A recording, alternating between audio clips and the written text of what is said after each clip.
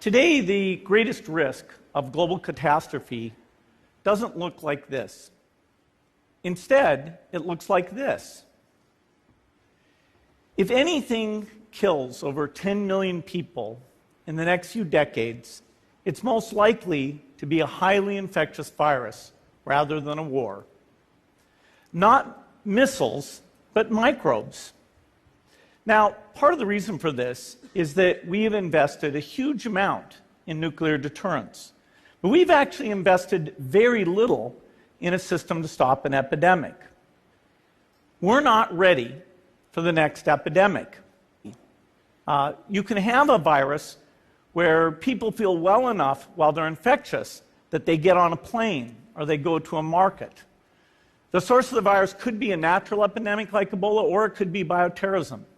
And so there are things that would literally make things 1,000 times worse. In fact, let's look at a model of a virus spread through the air like the Spanish flu back in 1918. So here's what would happen. It would spread throughout the world very, very quickly. And you can see there's over 30 million people die from that epidemic. So this is a serious problem. We should be concerned. But in fact, we can build a really good response system. We have the benefits of all the science and technology that we talk about here. We've got cell phones to get information from the public and get information out to them. We have satellite maps where we can see where people are and where they're moving. We have advances in biology that should dramatically change the turnaround time to look at a pathogen and be able to make drugs and vaccines that fit for that pathogen. So we can have tools, but those tools need to be put into an overall global health system, and we need preparedness. The best lessons, I think, on how to get prepared are, again, what we do for war. For soldiers, we have full-time waiting to go.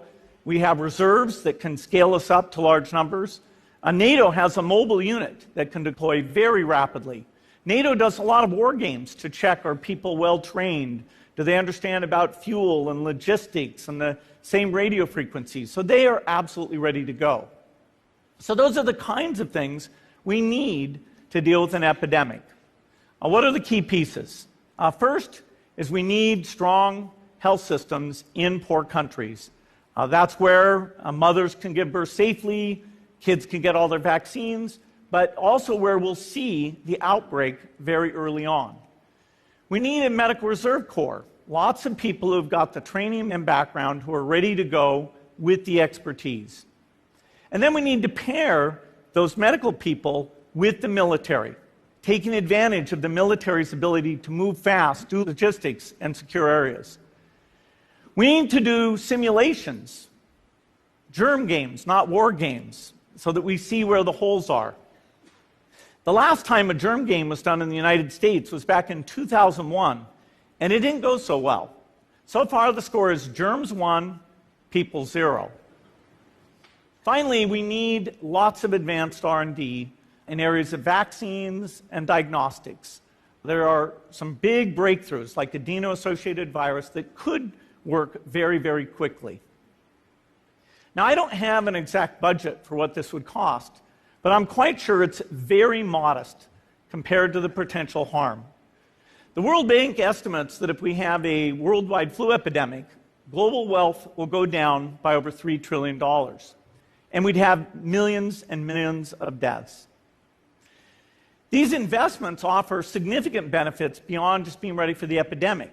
The primary health care, the R&D, those things would reduce global health equity and make the world more just as well as more safe.